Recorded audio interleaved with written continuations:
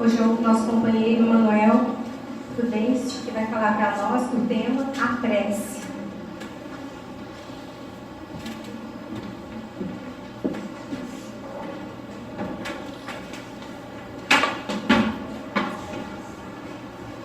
Boa noite a todos. Boa noite. Sejam bem-vindos. Para falar da prece, nós precisamos pensar, refletir sobre os princípios básicos que nós temos aprendido na doutrina espírita. O primeiro deles é há espíritos. Há espíritos. Se nós não levarmos isso em consideração, nós não conseguiremos estabelecer uma plataforma de entendimento sobre o funcionamento da prece. Existe um outro princípio muito importante. Deus é único. Só existe um Deus. Ele é único. Soberanamente justo, soberanamente bom. Ele é absoluto. Onipotente, onipresente. Então nós temos dois princípios. Existe um Deus, Criador, e existe o Espírito. Existe o Espírito. Princípio inteligente do universo.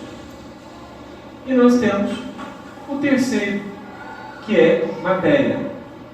Matéria é o elemento passivo da criação. Pelo menos desse universo em que nós nos encontramos. A matéria não pensa, ela não sente, ela apenas obedece aos impulsos que a inteligência ou o Criador desferem sobre ela. Matéria, Espírito e Deus. Por que é importante nós levarmos isso em consideração?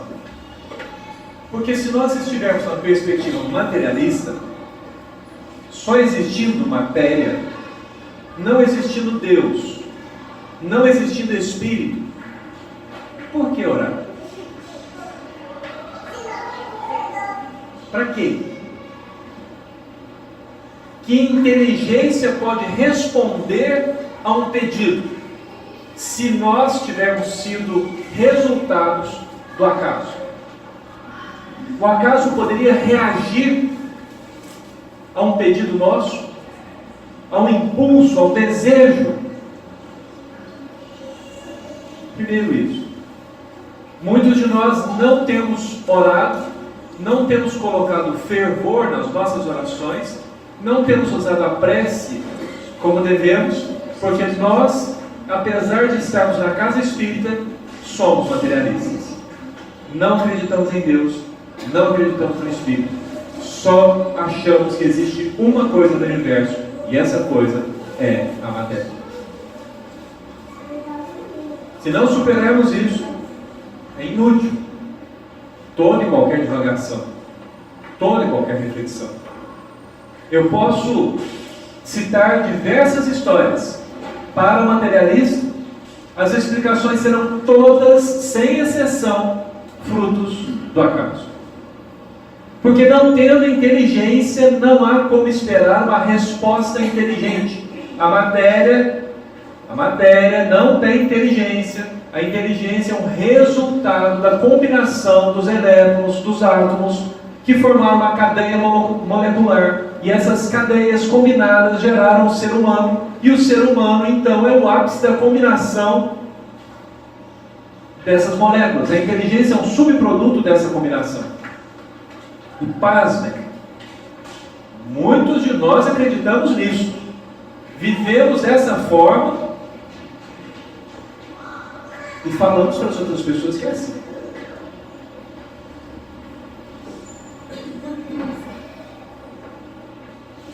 E o que fazer então? Eu aqui não tenho a pretensão de convencer vocês de nada que vocês já não acreditam. Porque se Deus permite-nos ficar na ignorância, permite-nos que nós vivamos como se Ele não existisse, quem sou eu para tentar convencê-lo de alguma coisa diferente disso? Acaso eu seria maior que Deus? Acaso eu teria pretensão de ter o direito de forçá-los a fazer uma coisa que vocês não querem fazer? Não, não pensem. Então aqueles que vieram aqui achando que seriam convencidos de alguma coisa, voltem para seus lares e reflitam. Ninguém convence ninguém, principalmente por palavras. Principalmente por palavras. Se uma vida do seu lado, se o sacrifício da sua mãe, se as pessoas que morreram para que você vivesse não são suficientes para te convencer, não são algumas palavras que farão isso. Não são. Não é esse o caminho. Acessar o nosso sentimento, acessar-nos por dentro, gasta um esforço de autoexame, de autoestudo, de autoconhecimento. E nós não temos feito esse esforço. E por não fazer esse esforço, nós não conhecemos sequer a nós mesmos. Não sabemos de onde viemos, nem muito menos para onde nós vamos. Quando nós pensamos irracionalmente na possibilidade de um inferno, na possibilidade de um céu, porque aqui nós já adentramos uma outra camada. Existem pessoas que acreditam em alguma coisa além da matéria, mas são muito confusas essas crenças.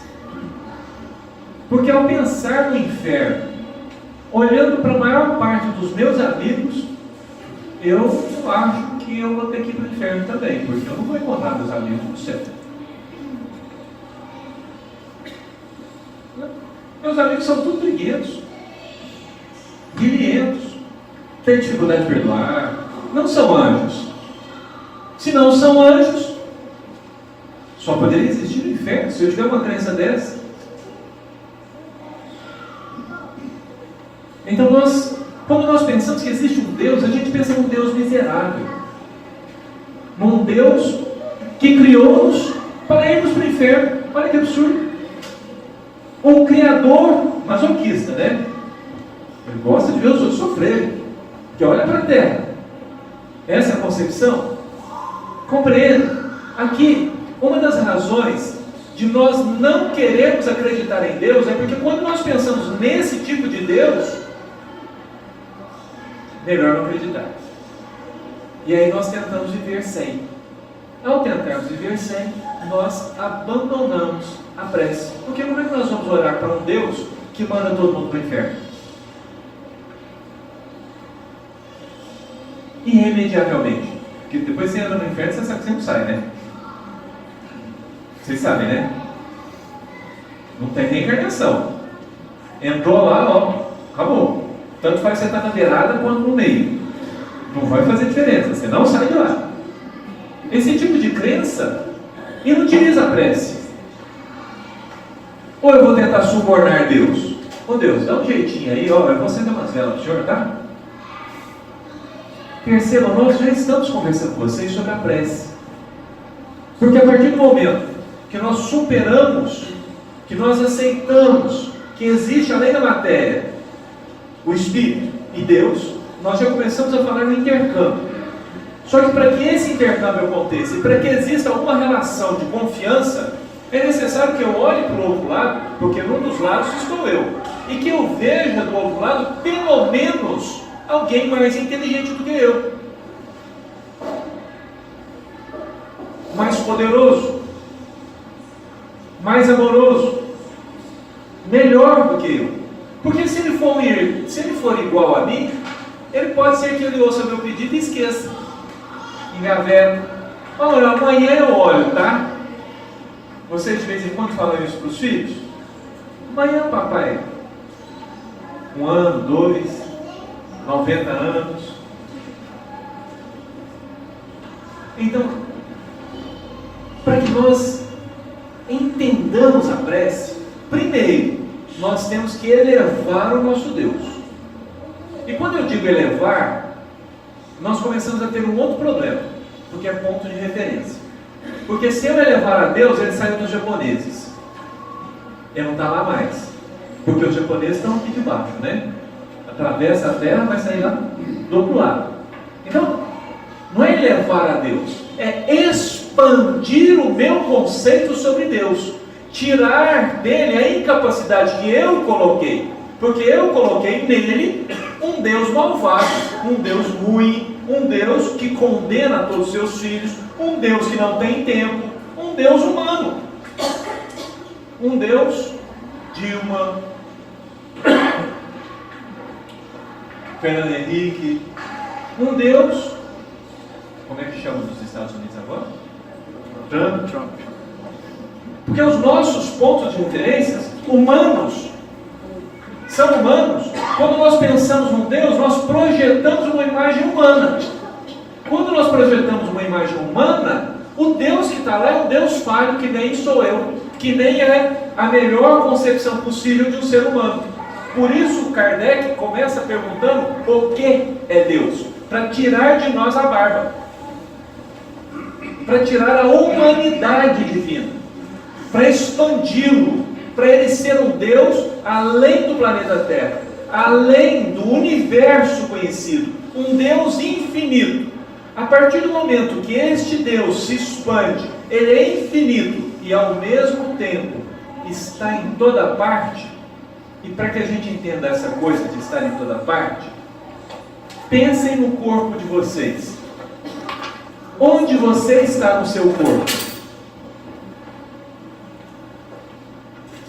Você está no seu cérebro? Está no seu coração? Está na ponta, na unha? Quem acha que não está na unha, por favor, chutem o banco. Nós estamos no nosso corpo inteiro. Engraçado, eu não estou pensando no meu dedão, mas eu estou cuidando do meu dedão. Eu estou cuidando de todo o meu... Eu, espírito, essência, irradio sobre todas as células, sobre todos os átomos do meu ser. Todos eles estão sob o meu comando. Isso para que nós entendamos um pouco da possibilidade de Deus estar em toda parte. Então, uma vez que eu tenho um Deus infinito, criador e criado do universo todo, uma vez que eu tenho Ele lá no Japão, eu tenho Ele aqui, eu tenho Ele no Sol, eu tenho Ele lá na outra ponta do universo, seja lá onde isso for, uma vez que eu desmaterializei Deus, que percebam, nosso primeiro ponto de ver Deus é ver matéria. Ainda é um pensamento materialista, ainda é um pensamento baseado no que a gente vê, nas coisas objetivas. Uma vez que eu desmaterializei, eu começo a entender a possibilidade do que Jesus nos ensina. Por exemplo, Ele nos diz: não vos preocupeis em dizer muitas coisas quando fores orar. Deus sabe o de que necessitais antes mesmo que o pensais.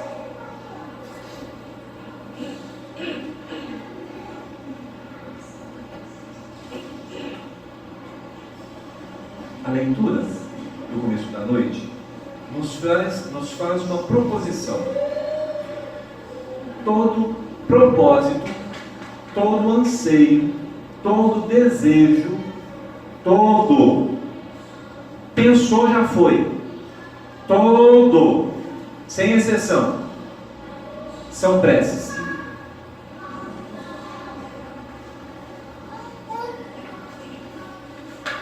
Prece não é quando eu fecho os olhos.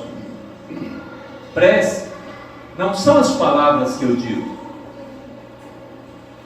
Todo desejo, toda ânsia. Emmanuel vai nos dizer no livro Pensamento e Vida que a maré, em busca do equilíbrio, está em oração. Que a planta, quando você põe a sementinha lá debaixo da terra e ela busca a luz, ela está em oração.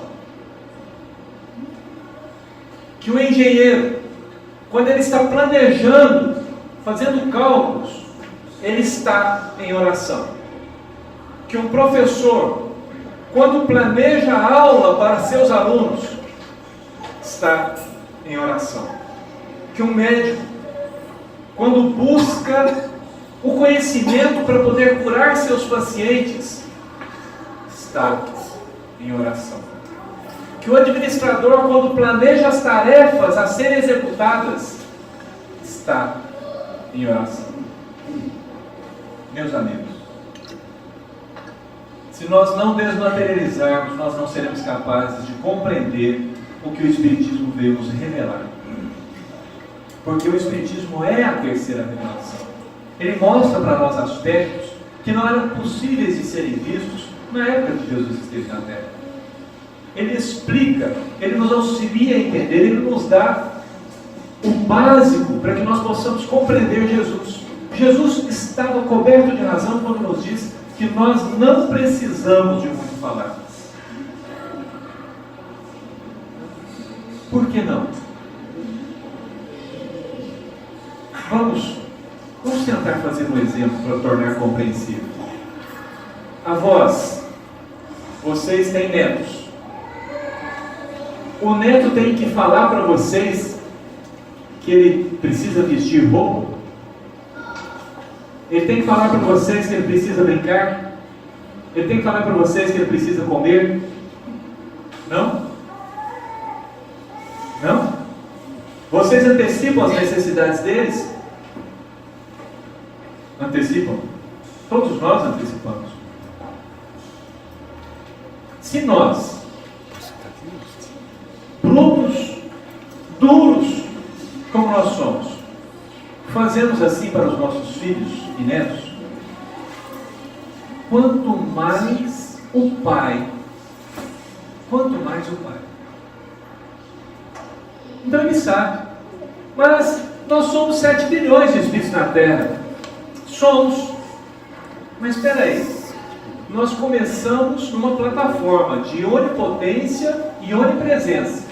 Então tá, nós somos 7 bilhões? Você tem certeza que nós somos só 7 bilhões? Nós somos 7, só isso? Você contou Saturno? Você contou os outros sistemas planetários? Você contou os espíritos desencarnados nas diversas dimensões que nós já sabemos que existem? Você contou nesse universo só ou você contou dos outros universos também? Se a sua mente não consegue aguentar tamanha grandeza, ótimo. Não diminua o meu Deus.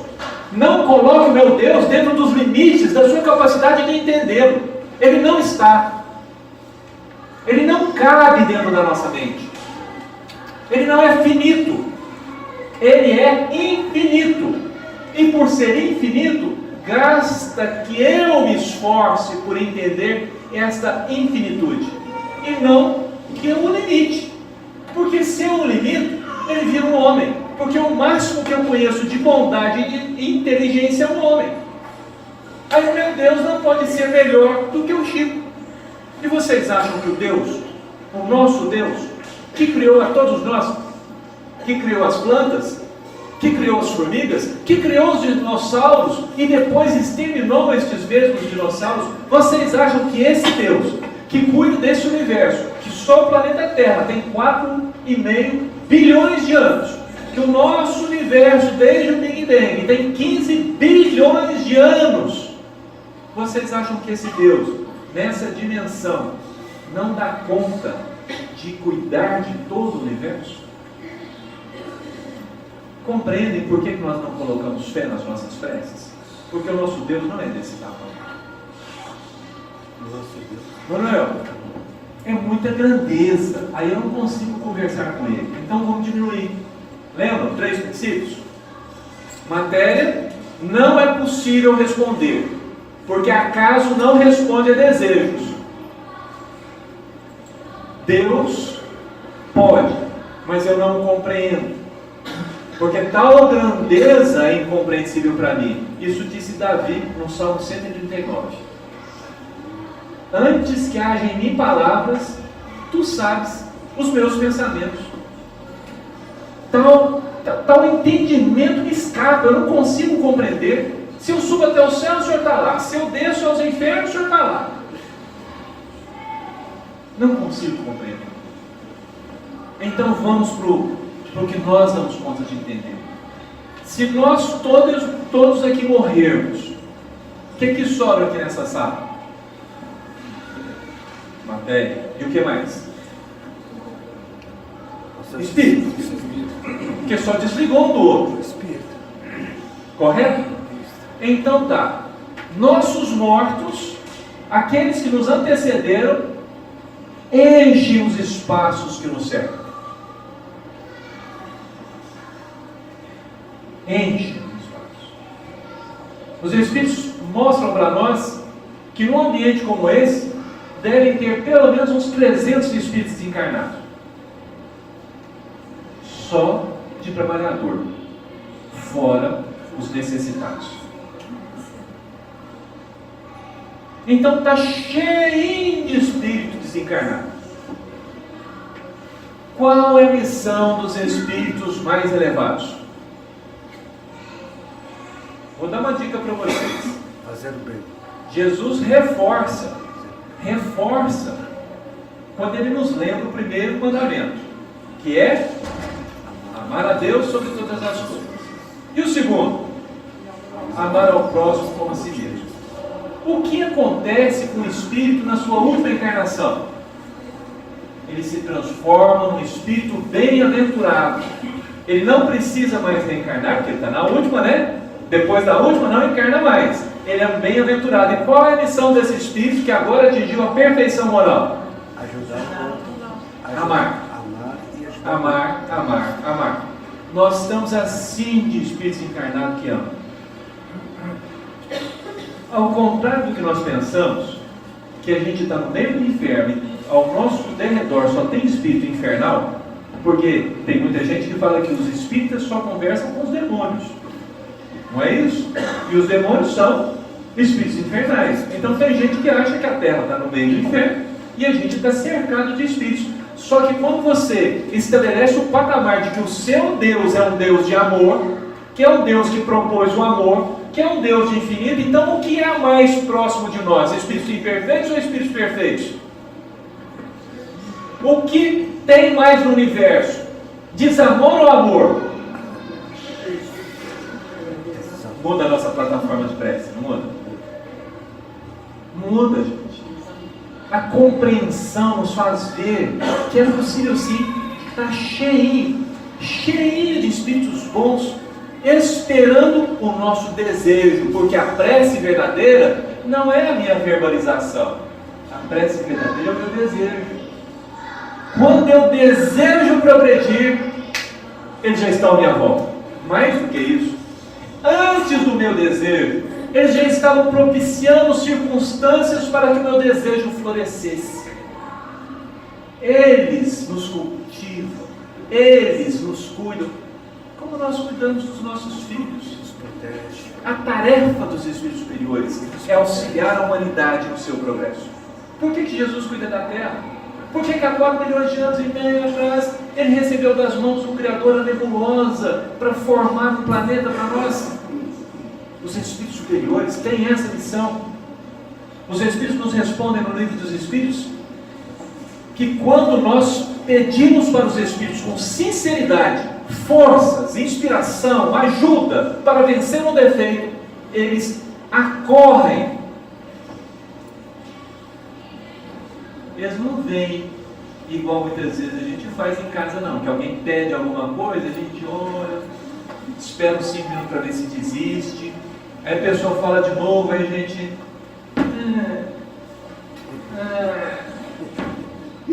Eles acorrem, eles vêm rápido. E não vem que a gente pensa que só vem né? Falta de estudo da nossa parte. A mãe do André Luiz visitava ele todo dia, enquanto ele permaneceu louco, ligado à matéria, pensando na família, pensando só no corpo físico, vendo só a doença. Todo dia ela visitava ele sozinha, não? Amigos. André Luiz, né? André Luiz. Amigos. Quando André lembra Lembra-se da sua infância.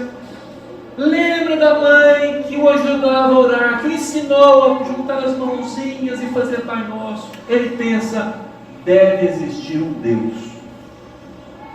Olha, o que ele pensa? Deve existir um Deus. E nesse momento ele chora.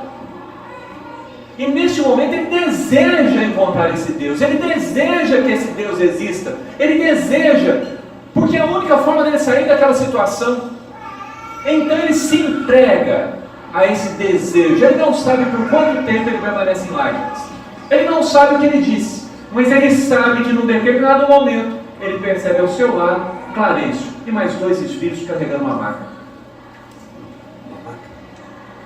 Põe ele na maca. E ele vai para uma cidade onde ele já era conhecido, já era esperado, já tinha emprego, já tinha casa arrumada para ele ficar quando ele se restabelecesse.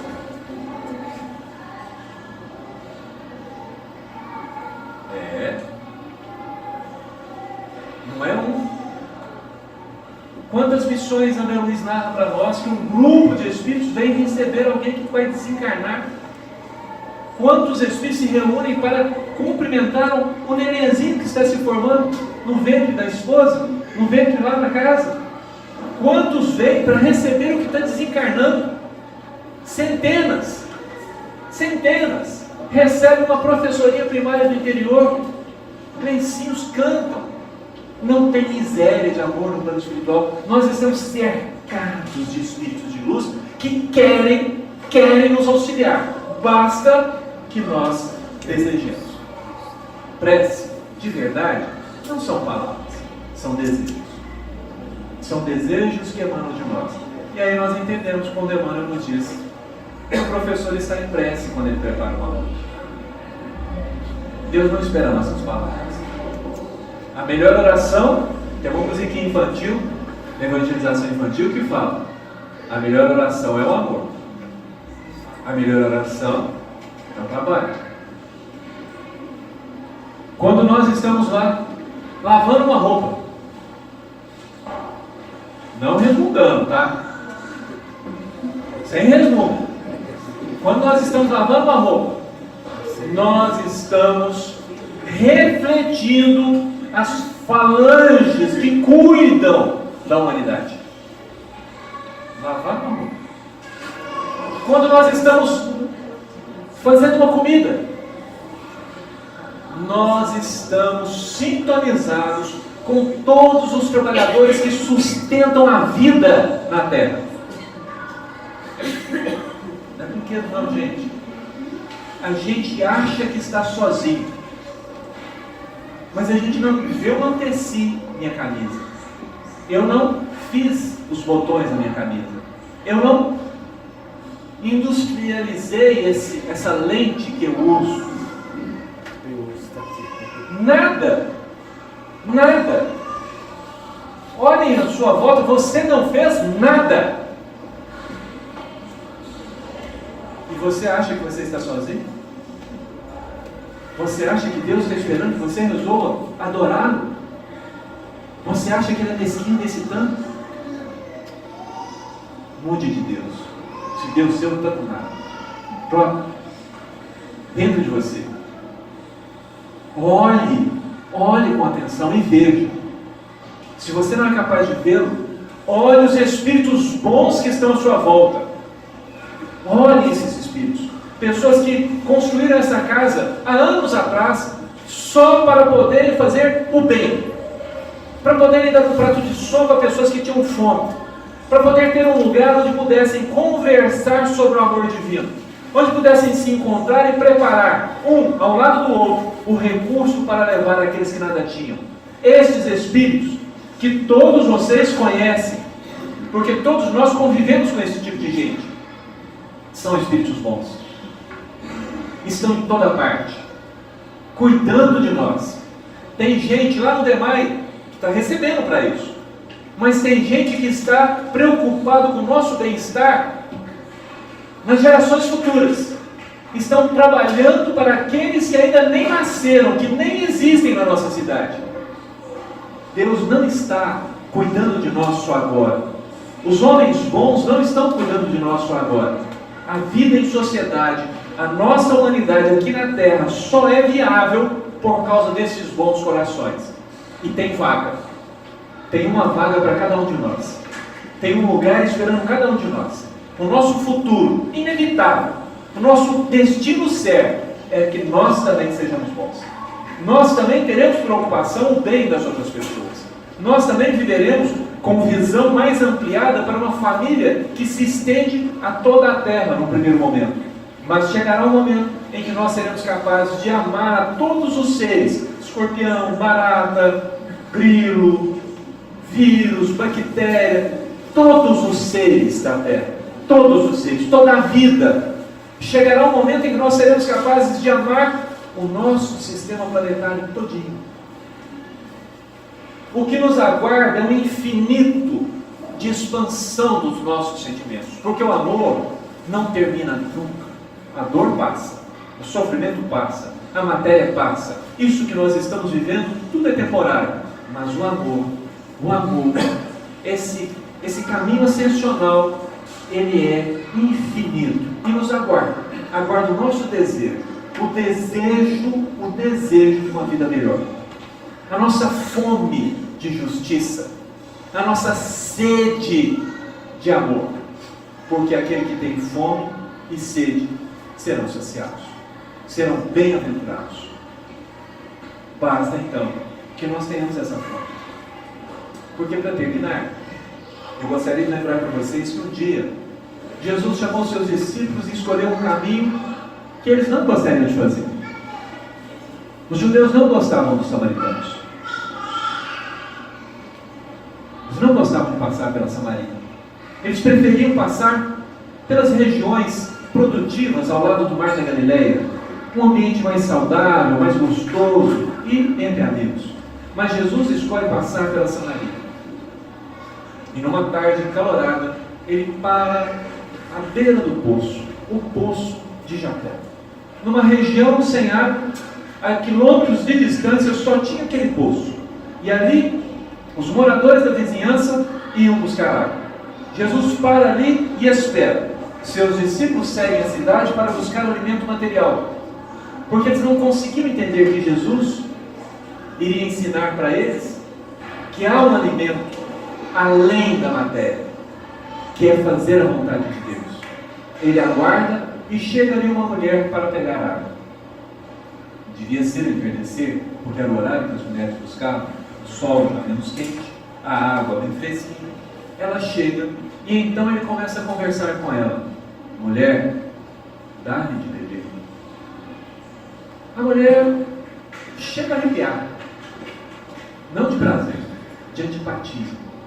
Ele era um judeu, ela samaritana. Você não sabe então que vocês não podem conversar conosco?